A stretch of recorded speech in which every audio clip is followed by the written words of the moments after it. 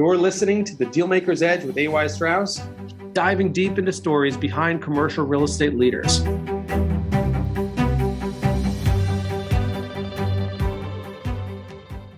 Hello, everyone. Welcome to The Dealmaker's Edge. Today, we're really excited to bring an interview with the legendary Bruce Eichner, founder, chairman, and CEO of the Continuum company, which is a boutique commercial real estate development firm focusing on leveraging over 30 years of development experience to create the next generation of live, work, play experiences in New York, Miami, and Las Vegas. Bruce leads an executive team currently managing a $7 billion portfolio, and he's a recognized visionary behind oftentimes leading edge developments and urban mixed use developments. I got to say, Bruce, before we turn the mic to you, I did complete the book by Jerry Adler, High Rise, How 1,000 Men and Women Worked Around the Clock for 5 years and Lost $200 million Building a Skyscraper.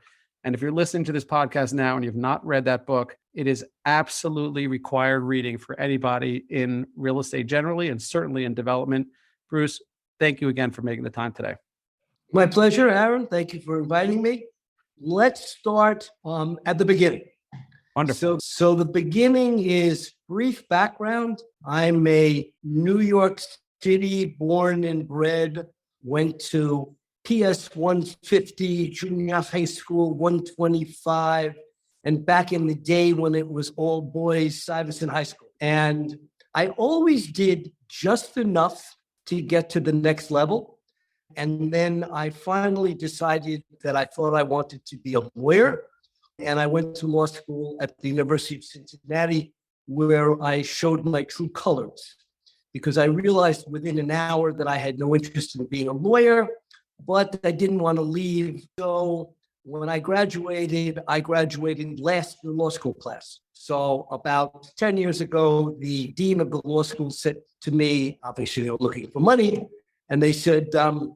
Eichner, would you be interested in addressing the graduating class? And I said, Dean, I would, but I think you should know that I was affectionately referred to as the anchor man in my class. To which the dean replied, we were aware that you had an undistinguished academic record. It's the most generous description of my law school career. I thought I wanted to be a criminal lawyer, and I worked for the DA's office the summer of my second year. And when I graduated, I spent 2 years trying criminal cases. I probably put 500 or 600 cases in the grand jury. And then I spent 4.5 years working for Nelson Rockefeller when he was governor. So I had no background in real estate whatsoever, which should encourage any of you would-be developers. So in addition to an undistinguished academic record, I got a D in real property. I have no family in any business whatsoever. My father, may he rest in peace, was dean of the school, the new school. And if you gave him enough time in the title, he could have bankrupted IBM. Bruce, by the way, and I hate interrupting, and I'm not going to interrupt, I got to say one more thing about your legal career. In the book, it says, you'd get up and pound the desk, Your Honor, this man is a danger to the community. The judge would say, sit down, you're a bigger danger to the community. That is an epic line. And you would hand files up to the chief. You'd say, who handled this garbage? And they'd give it back to you, and your initials would be on it. So clearly you're having a lot of fun during those days. I very much enjoyed the theatrics of trying cases. That part of my personality is clearly stayed, at least in terms of making public presentations. But so I spent the first literally 6-7 years of my life, 8 years of my life in the criminal justice side of the world. I had the good fortune to have shared an office with a guy who lived in the Park Slope section of Brooklyn. As they say in Brooklyn, I never heard of it. They spelled phonetically. There are a number of things that I learned about Brooklyn that being, as I grew up in Sunnyside and nobody from Queens went to Brooklyn. So I really started doing brownstone developments in the Park section of Brooklyn in the early 1970s. Basically, I got interested in ground up development because I saw that as being a way to create capital appreciation. I would have loved if one of the members of my family left me like a portfolio of rental properties. It would have made life a little bit easier. That didn't happen. So I started basically doing J51 tax abatement renovations in Park Slope. I then was very, very early in doing what were brownstone co-op conversions, buying a building, emptying the building, and then making floor-through apartments. I then moved to doing small hotels. I did the Franklin Arms in Brooklyn Heights in the 1970s. And ultimately, I wound up, everybody needs at some point to have good fortune. I was very, very fortunate to have met a very significant Australian family that backed me when no rational person would have backed me, and had an opportunity to build my first high rise in 1980, which was called the Kingsley, a 40-story, 200 some odd unit building on the corner of First Avenue and 70th Street. And that's really how I started. What I would say to you is, if you're interested in the development business, it is a gut-wrenching business. What makes it interesting and attractive is it's 6 or 7 businesses at the same time. It's the acquisition business, it's the finance business, it's marketing and sales, it's construction. And what I suggest, if you're going to start in the business, what you need to do is height measurements. You go to the nearest wall in your apartment or your office, you take a pencil and you mark your height on the wall. And then every 12 months, check and see how much shorter you are. I used to be 6'2". I'm in my current height as a result of a series of what I'll call development experience. What experiences you've had? So one thing that, I'm going to give you one of the most significant things of an adverse nature that occurred very early in my career. So it's 1974, 5, and I'm doing the largest project that I had done. It was called the Hotel Margaret. It was a building on the corner of Orange Street and Columbia Heights that was basically a hotel that had 45 or 46 occupants. And it was also an adjoining brownstone, both on Columbia Heights and one in back of the property. I spent 7 months basically emptying the property. I managed to get a loan from a lender to do renovate the building. It was something like 40 some odd apartments. All of the apartments were sold. Money was in escrow. And I spent till 10 o'clock at night getting a construction lender paid off by a permanent loan from Brooklyn Savings Bank. And because it was a renovation, we were desperately, in order to close the loan, we needed to get a TCO. And to get a TCO, we had to finish the building. Because it was the renovation, it was the middle of the winter, February of that year, and the heat wasn't working terribly well. And we just finished the bathrooms, and the tile setter was using space heaters to basically cause the tile to dry. Closed the the permanent loan at 8 o'clock at night, too tired to go to bed, to go to dinner, go out to sleep. 2 o'clock in the morning, my phone rings, and the guy says, "My name is Bob Smith. I'm an adjuster. You're going to need my services." No idea what this guy's talking about. Hang up the phone. 40 seconds later, the phone rings again. Guy says, "My name is Tom Smith. I'm an adjuster. You're going to need my services." Hang up the phone.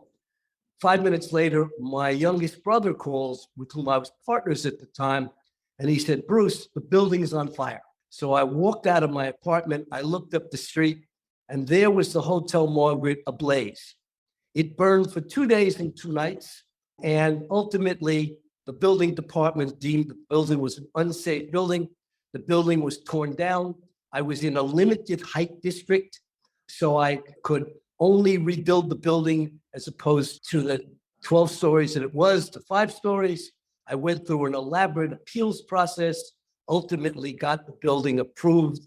The Brooklyn Heights Association objected. It went all the way to the Court of Appeals, and I won, but it was 4 years. So you know what I did? I sold the building to the Jehovah's Witnesses. By the way, you have a quote in the book. It says, "If I could teach my kid anything in the whole world, it would be that the real good feelings come not from success, but from your level of effort. It's the only thing you have any control over. You could put your heart out on something and the hotel burns down. How do you feel about that? So I was referring to the Hotel Margaret, and Yeah. I was referring to the fact that it took 4 years and whatever. I think that the fact of the matter is, and if you're going to be in the development business, the only thing that does matter is the journey, because there's sometimes when you make a lot of money, most of the time when that happens, it's not because you're smart. Every once in a while, you lose a lot of money. That's not because you're not very smart. If you look at what happened to Olympia in York when they had the huge economic downturn, the thing that they had done extremely well in New York went upside down and they lost a couple $1 billion in London. They used to say that real estate development is about location, location, and location. It is about timing, timing, and timing. And the only thing that's in your control is your level of effort. So one has to enjoy the journey. Don't be overly excited when you make a lot of money. Don't get overly depressed if you lose some money. Nature of the business. And to your credit, you really put a ton of time working with Adler and really writing a whole story to educate an entire generation of up and coming developers about this legendary story for development, in Times Square. Well, And- the interesting thing, Aaron, candidly, and this is a perfect example of timing. We lost a bunch of money. The entity that bought the building basically sold the three pieces. They sold the signage for more money than the building cost. So they sold the signage, the retail, and the office building for almost $1 billion. So I look at this and I don't really feel that I failed. What I feel is what happened is my timing was bad. And that's the reality of real estate development. A failure is if you don't complete the building. A failure is if, in essence, you had completely the wrong unit mix with the wrong unit sizes.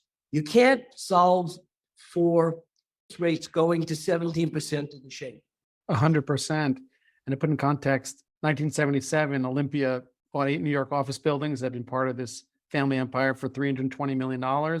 5 years later, it was valued at $2 billion, right? And from 1980 to 1805, over 18 million square feet of offices in Midtown were being rented. And then obviously what happened in the late 80s. So unbelievable story of perseverance and persistence and the amount of things that you have to have going in the air all extremely well to develop at that scale. It's just unbelievable. So what else would you like to cover? Well, we can cover the more recent aspects of your development. We can cover more on the Times Square development. We can go to Vegas, talk about the Cosmo. That's a fascinating story. I leave it to you. I mean, the target audience of this podcast is somebody getting involved in development, has aspirations of being a large scale owner or up and coming. You have so many life lessons and would love to just continue to hear about more of those life lessons that you could share. So let's pretend that I was 30 again and I wanted to get into the development business. So Bruce, where would you go? What would you do? One, I probably would leave New York because for three reasons. Reason number one, there's been so much development in the last 40 years that what you're really dealing with by and large is infill kinds of projects. The opportunities to do what I did 40 years ago are probably more limited. Number two, the number of players in the city that are well capitalized with track records is way greater than it was 40 years ago. So you're competing, in essence, it's just a more difficult place to compete. I think the third thing is that there are way more interesting opportunities elsewhere in the country than there are in the city of New York. And so I would probably go to, depending on the one's appetite, I'd go to the state of Florida. I'd go to the state of Texas. I might go to Colorado. I'd go to an emerging area or within a state that was where there were much greater opportunities. So for example, we're building 3 buildings in Florida and currently, in essence, actively pursuing 2 more projects. I think that the state of Florida is going to do nothing except continue to present opportunities across the board for the next 10 years. If you look at the statistics, the state of New York is losing 65,000 people a year. The state of Florida is gaining something like 300,000. The state of Florida's, obviously, from a tax perspective, is way more interesting than the city or state of New York because there's a 15% difference between city and state taxes. So every point of view, if I'm interested in ground up, I want to go someplace where there are ground up opportunities and everything isn't a $350, $400 million project. So one thought, go somewhere else. Second thing, what has characterized my career, and I think the career, there's two generic models in development. The traditional model is what I'm going to call replication 505. So people that build rental apartments build rentals. People that are in the hotel business or in the hotel business, office buildings, etc. The other model is what I'm going to call the evolutionary model. So whatever I was doing in the 70s, on some level, bears no relationship to what I'm doing in basically 2023. And that's how I wound up, for example, in Vegas doing the Cosmopolitan. And that's one reason why I've got one foot in New York City and one foot in the state of Florida, because the opportunities, both geographically and developmentally, are pretty much different, as I view it, every 7 or 8 years, which for all intents and purposes, every 7 or 8 years is a life in business. So I think that if I continue to do, if I live to be 120, I think I'd be doing something radically different 7, 8 years from now. By radically different, I don't mean that I'd be in the, the AI business versus the real estate business, but I mean, so for example, a space that is dramatically underserved. One of the 4 biggest problems in the country is the lack of workforce housing. And big subject within my company is, and I'm not talking about affordable, I'm talking about workforce as in people that scan the AMI or average median income spectrum from 40, 60, 80, 100, 120% AMIs, i.e. people who are in the workforce, teachers, firemen, municipal workers, etc. Big issue for every municipality. What do we do to create housing for those people? So that's, for example, one of the areas that our company very actively looking at. Perfect. And maybe you could talk about some of the South Florida moves you've made as recently as a week or so ago. Just close. So, yeah, so consistent with what I said to you about if I was 30, I would. Even though I'm a little bit older than 30, I've had an office in Florida. I mean, I started with the Continuum on South Beach in the late 90s, which really came to market in 2003 and 2007.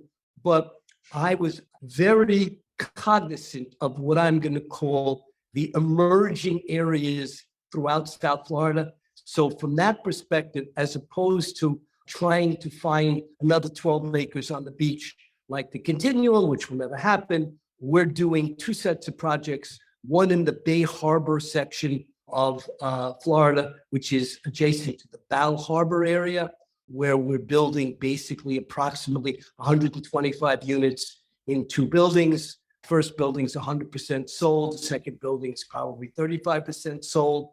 First building is under construction. Second building will lag by about 6 months. And last week, we closed on in a very exciting area called North Bay Village, where we have site plan approval to build a 201 unit, 32-story building in about approximately 500,000 square foot development. And that project should come to market end of this year, beginning of next. And we are actively looking in several other emerging areas in South Florida because I see that as being a place that's going to continue to present very unique opportunities.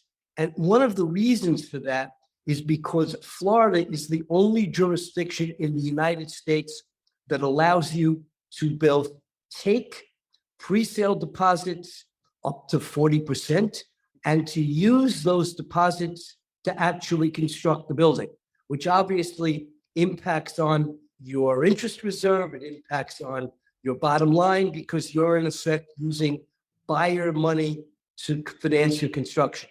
No other jurisdiction in the country allows that, which is unique to Florida. Well said. I know you've got one project in Crown Heights. Do you think that'll be the last Continuum project in the New York metro area? Actually, no, because in the fourth quarter of last year, we bought a church and a church-related properties on 35th Street between Park and Madison. We've engaged Inc., which is a reasonably well-known architectural firm to do both the exterior and interiors of the building.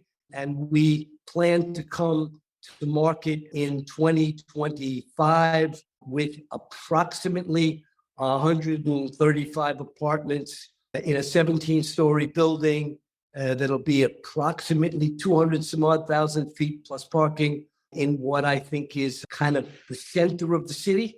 As I said, we're really pursuing the possibility of trying to come up with a template to be able to do 100% workforce housing project or projects in the city of New York, because that is a desperate need for the city to be able to provide its workforce housing with a place to live that's not Stroudsburg, Pennsylvania.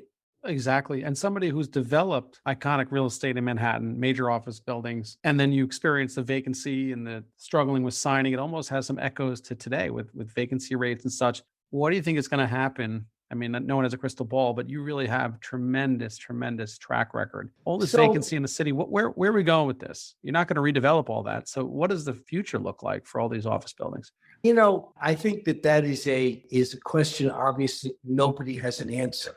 But it does seem to me that a couple things are true. One, people now understand that they do not have to be in an office 40 to 50 hours in a week to work. Whether the employers like it or don't like it, the fact of the matter is there are whole departments that obviously, I mean, your accounting department doesn't have to be in an office. I mean, there's all kinds of record keeping, doesn't have to be in an office. And if it does, it certainly doesn't have to be in an office 5 days a week. That is, I think, a reality. And that reality is going to translate into less spatial needs. It's just a fact. I think the second fact is that there are a whole bunch of B and C quality buildings, whether it's by virtue of their location, they're on 3rd Avenue, they're on 8th Avenue, whatever, or it's by virtue of the fact that they're 40 or 50 years old. And from a occupancy perspective, the building's just simply between a B and C building by virtue of its age, its location, or both. I think that second factor is going to result in those buildings being largely making no economic sense when you factor in a combination of the operating expenses and the real estate taxes. And the city is going to have to embrace some ability to allow those buildings to be converted. And maybe even you offer incentives to, whether you call it from a tax perspective or whatever, to maybe they become a place where there is workforce housing. But the bottom line is that between Roman numeral 1 and Roman numeral 2, the consequences of COVID and the consequences of the age and location of these buildings, I think you're going to see a meaningful, long-term lessening of commercial occupancy, which obviously also impacts on the surrounding retail. I mean, when you see the number of retail vacancies, it's because these office buildings that used to have people come into them in the morning for lunch and afterwards for a drink, they're just not there. So I think that there is an overall consequence to the city, which is inescapable. How that shakes out, exactly what it means. I mean, you've got people like Vornado that have already written their office portfolio down over a 2-year period by north of $1.5 billion, $1.5 billion. And I don't see that going back. But at the same token, I don't see the city of New York having everybody leave. I don't think it's going to be a ghost town. I do think that a combination of what's going on in the technology world, even though there've been all of these layoffs, I think that New York has developed a great deal of technology business that heretofore was all in the West Coast. I think the whole medical life sciences, this is the home to a number of major teaching universities that will continue to expand. So I think that there are other places that you will see employment, which may or may not impact on office occupancy, but it certainly impacts on the vibrancy of the city. I think the other thing that's really a challenge is the city politically has shifted in some very key areas left. There's significant people in the city council that are opposed to development. And I think that that is also an unfortunate consequence as to why the state of Florida and the state of Texas have seen considerable upticks in their population, both from a business perspective and from just from wealthy people leaving the city to go to Austin, Texas, to go to Miami. And I think that that trend, unfortunately, will continue to the detriment of both New York and California. So I think that that's a second thing. I would also note that if you take a look statistically, the United States in the past 3 years has probably witnessed the greatest amount of internal migration that it's ever had in its history. For the last 2 years, for the first time in the history of the state of California, California is losing 300,000 people a year, and they're losing it because of crime. They're losing it because of homelessness. They're losing it because of high taxation. And the people are moving to Nevada, to Arizona, to Colorado. They're not moving to South America.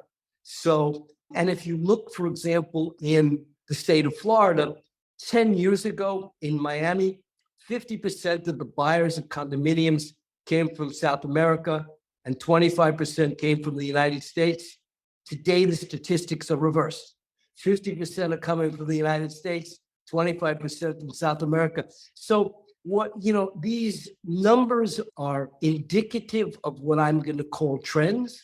And I think these trends have implications for, again, I'm 30 years of age. I want to be in the development business. Where do I go?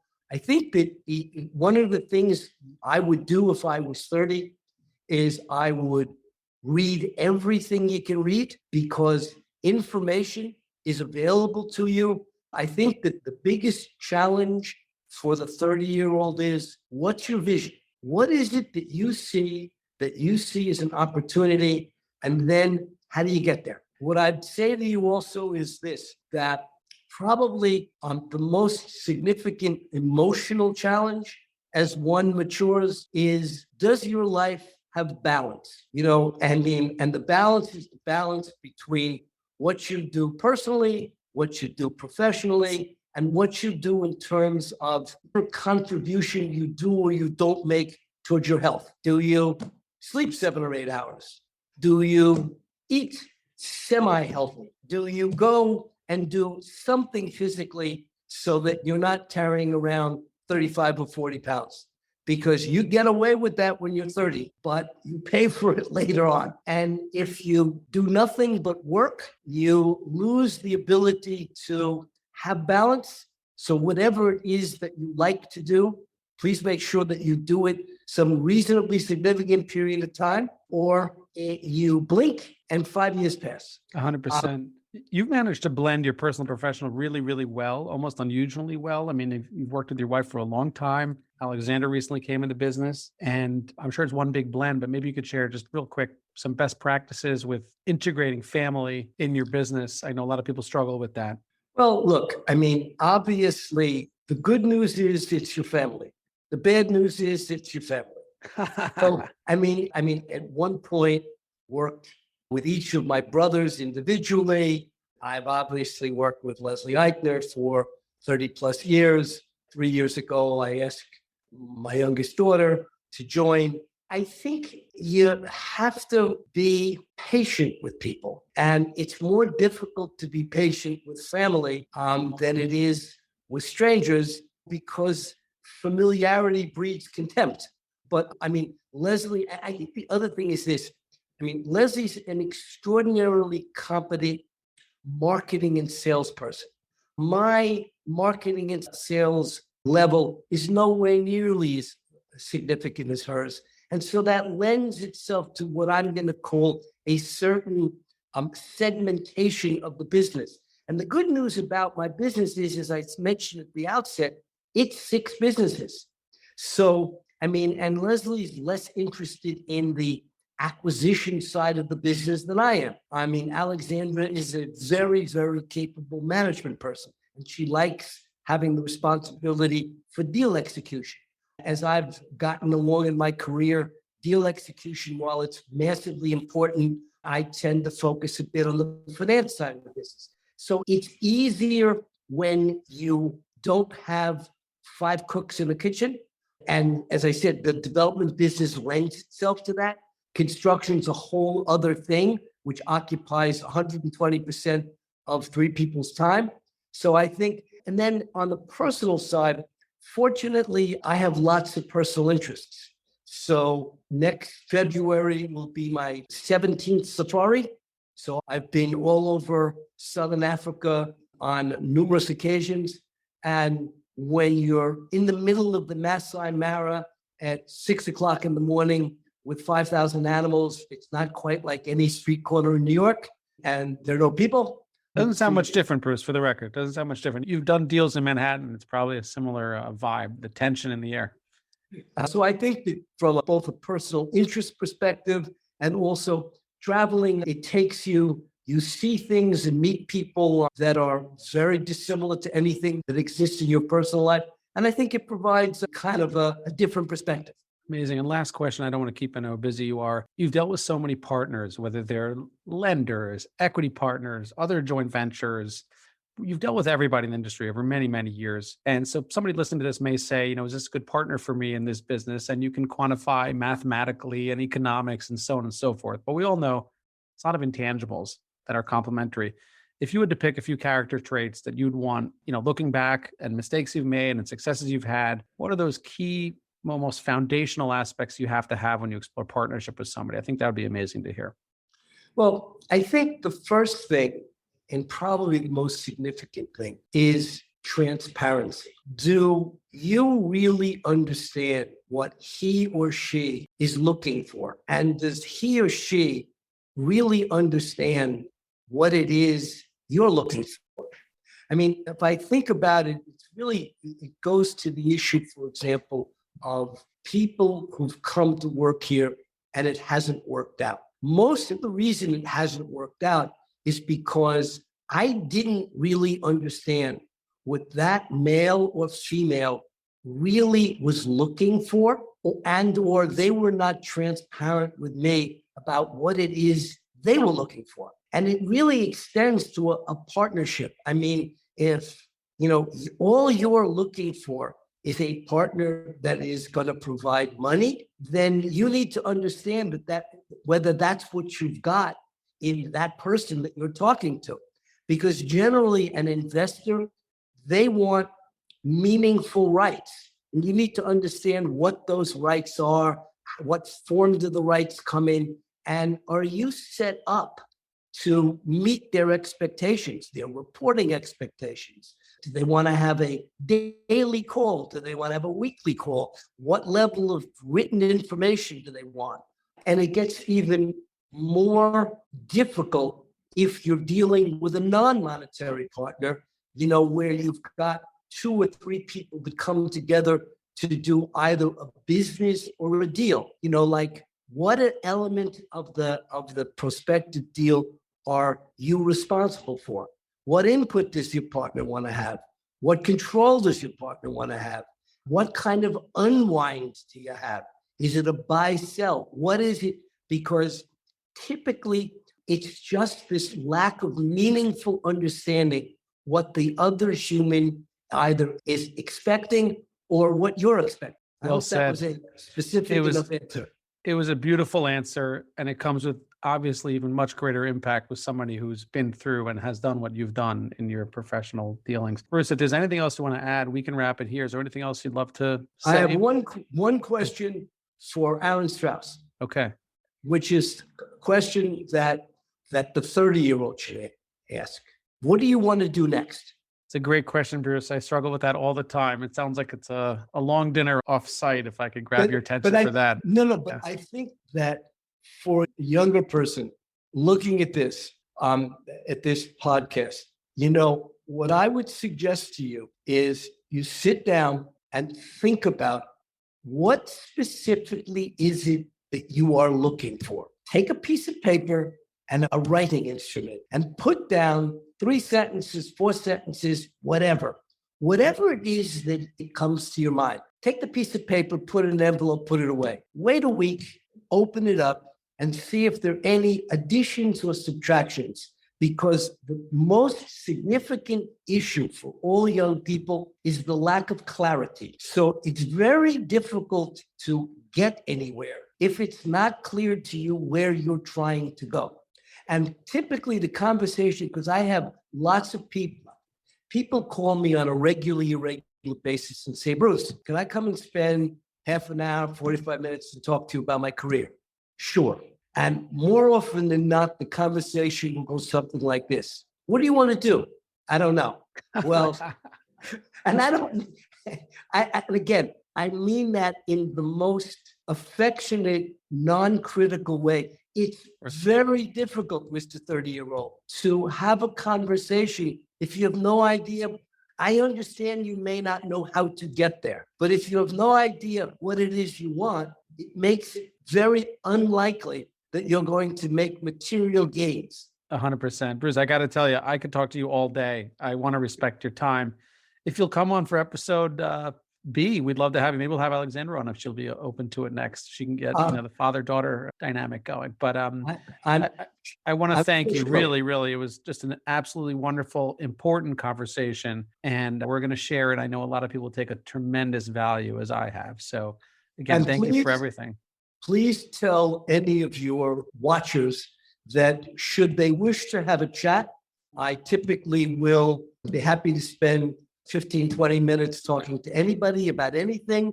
My office number is 212-554-3700. My assistant's name is Christina, and I'm happy to chat with anyone about pretty much anything, including sports. Amazing. Amazing, Bruce. I love it. Well, I guess we'll wrap up here and stop the recording. And again, thank you so much for being on. Aaron, I look forward to dinner. I will convey your interest in having a chat with Alexandra and give her your contact information. You got it. Thank you for joining the Dealmaker's Edge. Don't forget to follow us on your favorite podcast platform. Give us a 5-star rating so more people can follow the conversation.